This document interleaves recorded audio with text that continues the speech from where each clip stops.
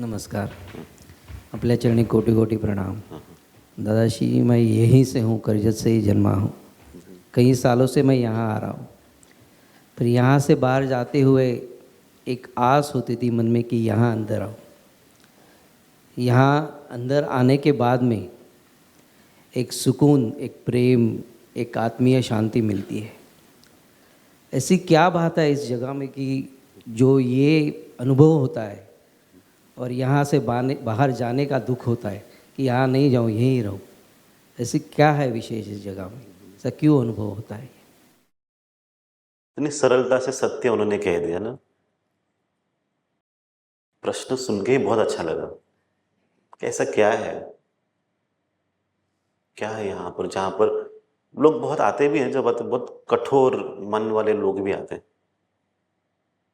और वो कहते हैं कि हम जिंदगी भर कभी रोए नहीं, और यहाँ आते हैं तो आंखों में से पानी बहता है।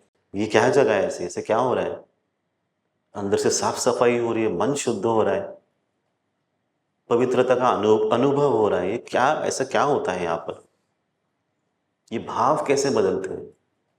तो इसका सीक्रेट आप इस बात को समझ, जैसे आपका भाव होता है उसी तरह से आसपास का परिवेश, परिस्थिति बनती है भाव के अनुसार।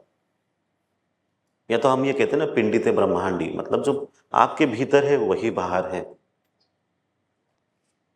जैसे अंदर भाव रहेगा उसी प्रकार से आप आसपास की सृष्टि आप खुद बनाते हो, उसकी रचना करते हो भाव के अनुसार।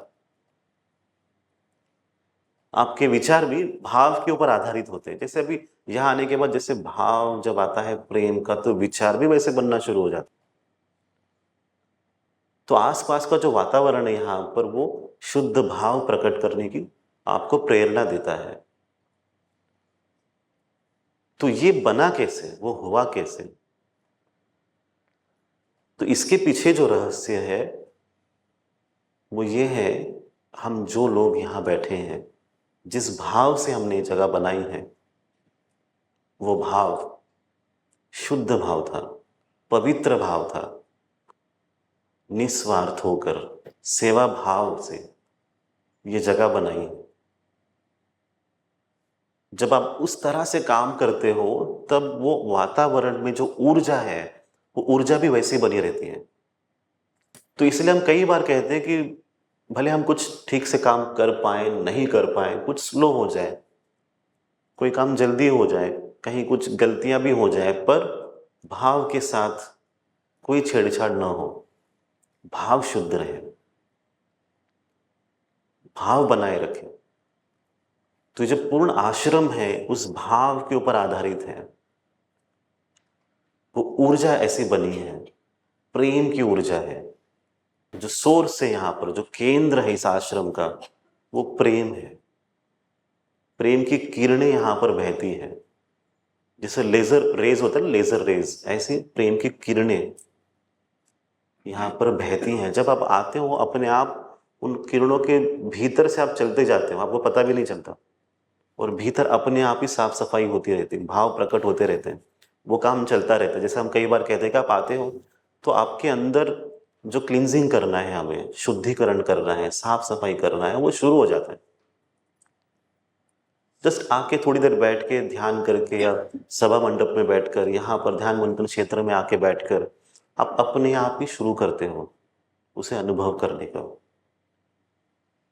तो जब हमने शुरू किया इस पूर्ण काम 2011-12 के आसपास, धीरे धीरे माँ का स्थान बना, बाबा जी का स्थान बना, महाकालेश्वर शिव जी का स्थान बना। ये बनते बनते भाव भी उसी तरह से बहते गए। तो इस भाव में आप प्रवेश करते हो, जैसे आप गेट से अंदर आते हो उस भाव में आप आ जाते हो। कल भी ऐसे हुआ, कुछ लोग आए, पहली बार आए और आते ही ये क्या है, मतलब ये कुछ अलग ही महसूस हो रहा है।